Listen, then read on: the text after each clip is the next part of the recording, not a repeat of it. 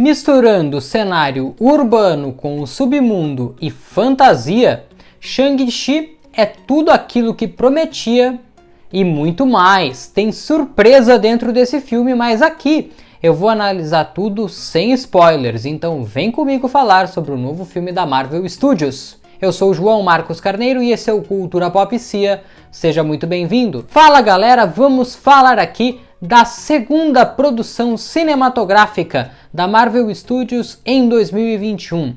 Após Viúva Negra, que eu achei muito bom, vem Shang-Chi e a Lenda dos 10 Anéis, que sim, é um filme que eu tava hypado, que entregou tudo que eu imaginava e mais um pouco. Porque se os trailers indicavam figuras mágicas, fantasiosas, você pode ter certeza que nem metade do que o filme tem ele mostra nos trailers. Eu vi muita gente preocupada na internet falando: ah, mas já entregaram a luta final toda nos trailers, qual a graça? E aqui eu já começo esse primeiro vídeo falando desse filme, dizendo pra você que, meu amigo, você que disse isso, e eu cheguei a pensar também, está muito enganado, porque a luta entre o Wenwu e o Shang-Chi, né, filho e pai e filho, só é um gostinho do final do filme. É isso que você queria! O filme é sim, eu não tenho como esconder de você, uma fórmula pronta da Marvel. O bem contra o mal, magia, parte urbana, uma contraposição entre o herói e o vilão, entre o mocinho e o vilão, que aqui no caso são pai e filho, certo? Aquela gracinha para descontrair em momentos mais tensos. Isso tudo tem aqui nesse filme.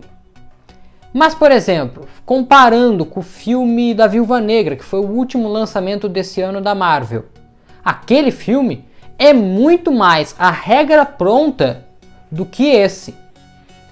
Os dois filmes surpreendem, sim, não tá tudo no trailer como eu já disse, mas a superação desse filme em contar uma história de um personagem desconhecido do grande público, eu acho que é a parte principal, e é aí que está o principal mérito.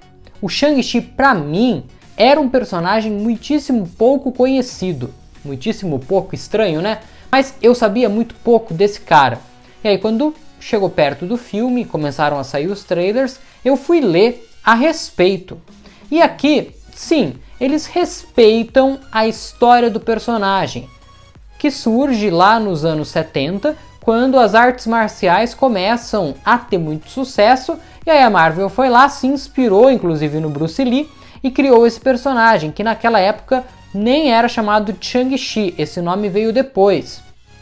O próprio personagem, inclusive, em quem é inspirado o vilão do filme, que por muito tempo eu mesmo aqui no canal cheguei a chamá-lo de Mandarim, porque nos quadrinhos o dono dos 10 Anéis é o Mandarim, aqui esse nome não é usado em nenhum momento, com exceção na verdade de um, quando eles se preocupam em explicar aquela besteira gigantesca que eles fizeram em Homem de Ferro 3, apresentando aquele fake Mandarim.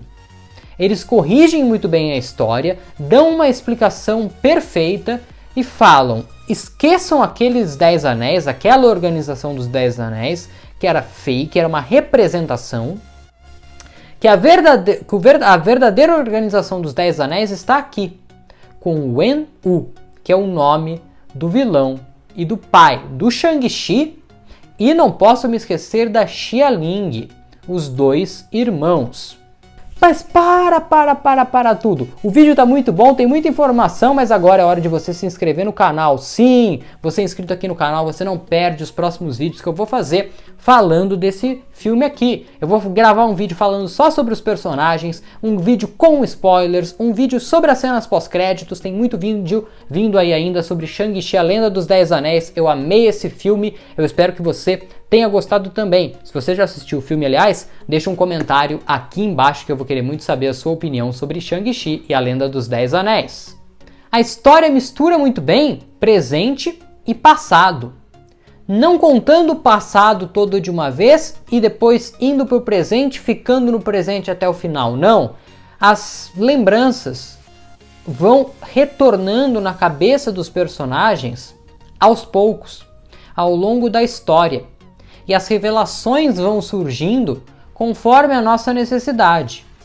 Porque quando você vai trazer coisas do passado, né, flashbacks, lembranças, a maior parte dos filmes traz numa parte e depois a gente que tenha a obrigação, vamos dizer assim, de lembrar alguma coisa que foi dita antes e que vai ser importante no presente. Aqui no caso não. A informação que a gente precisa para aquele momento é contada, volta para o presente, acontece. Mais para frente, volta para o passado de novo, nos conta outra parte e acontece o que tem que acontecer no presente. O que facilita, ajuda a gente. Uma preocupação muito grande de boa parte das pessoas era como que eles iriam adaptar respeitando a China. Porque, vamos pegar a própria Disney, né? Quando foi fazer o live action de Mulan, tomou muito cuidado para reescrever a história, tirar o Mushu da história, porque os chineses não gostaram, e deu ruim do mesmo jeito. Aqui, na minha visão, o respeito à cultura chinesa é muito maior. E acho que vai ser bem recebido, mas tenho pouquíssimo conhecimento de cultura chinesa, e não sou chinês, para poder bater o martelo e falar para vocês, não, realmente ele respeita totalmente a cultura chinesa, agora não vai ter problema e tal. Eu acho que tá melhor pelo menos que Mulan. Veremos como vai ser recebido na China, que ainda não decidiu se vai proibir ou não esse filme por lá, inclusive. Seria um baita tiro no pé da Marvel não poder exibir esse filme na China, porque eles contam muito com a bilheteria, porque esse filme tem uma pressão gigantesca de entregar uma grande bilheteria para que o próprio Venom, que é da Sony, mas Os Eternos e Homem-Aranha 3 Sem Volta para Casa aconteçam ainda esse ano nos cinemas, nos 3 próximos meses, outubro, novembro e dezembro, respectivamente. Se der ruim na bilheteria, aí, meu amigo, você pode esquecer de ver o Aranhaverso esse ano. Eu lhe dei 10 anos para viver a sua vida.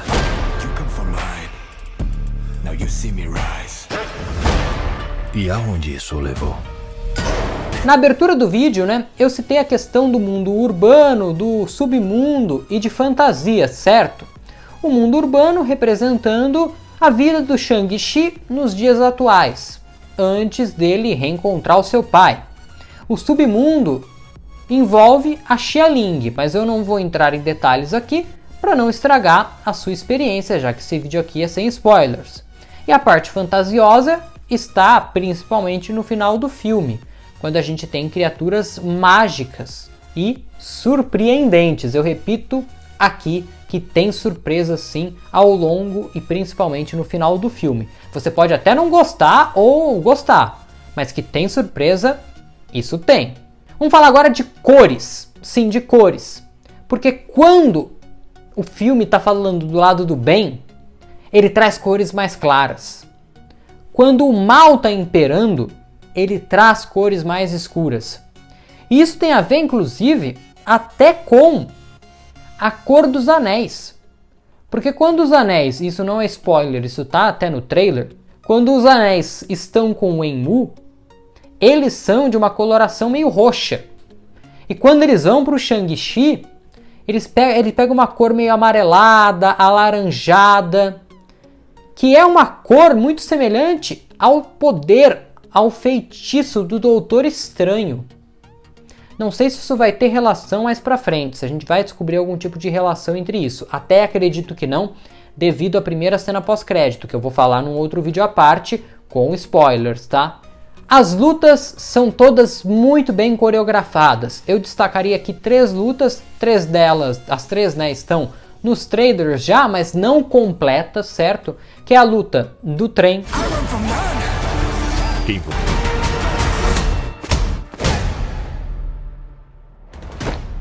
Quem é você? Que é a luta ali num prédio, né? Ali meio que dando a impressão que eles vão cair.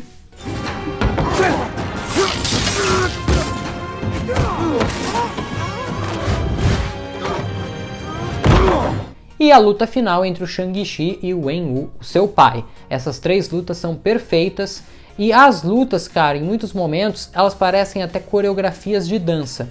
Tá, mas João, qual que é a ligação desse filme com o CM? Bom, a mais clara é a cena pós-crédito, que eu não vou falar dela, mas tem total ligação com o CM e o que vai acontecer daqui pra frente. No começo do filme é citado, a Kate fala, né? A gente vive num mundo onde as pessoas podem desaparecer num estalar de dedos, algo nesse sentido, dando clássica referência ao blip, ao estalo do Thanos. Porém, apesar do filme não deixar claro exatamente em que momento ele se passa após o Ultimato, certo? Não se sabe exatamente em que mês, quanto tempo depois de Ultimato. É depois de Ultimato, as pessoas já voltaram, o Homem de Ferro já morreu, a Viúva Negra morreu, enfim. Eu acho que se passa um pouquinho depois de Falcão e o Soldado Invernal, porque não aparenta ter toda aquela discussão do que vamos fazer com as pessoas que voltaram do blip, causando aquele caos que a gente viu em Falcão e Soldado Invernal. Aparentemente, essa parte da história já foi resolvida. Então eu chuto que é depois de Falcão e Soldado Invernal, e talvez um pouco antes de Homem-Aranha Longe de Casa e de Homem-Aranha Sem Volta para Casa. Perfeito? Mas isso não fica 100% claro, vai da nossa imaginação. Claro que depois, assistindo com mais calma e tal, talvez a gente encontre algum outro tipo de referência a algum momento específico, mas no momento, assistindo uma única vez, foi o que eu consegui pescar aqui. Outra ligação com o CM é o próprio Abominável, que já estava nos trailers, o próprio Wong, que já estava nos trailers, certo? E a referência ao Homem de Ferro 3, tentando explicar toda aquela confusão. Agora se inscreve no canal e aciona o sininho para não perder os próximos vídeos, em que eu vou falar de Shang-Chi e a Lenda dos 10 Anéis. Se quando você estiver assistindo esse vídeo, esses outros vídeos já tiverem saído, eles estarão aqui do lado. Ou então, por aqui também a gente vê outros vídeos falando do universo cinematográfico da Marvel. Se você não assistiu esses vídeos, assista e a gente se vê por aqui ou num próximo vídeo. Um grande abraço a todos e tchau!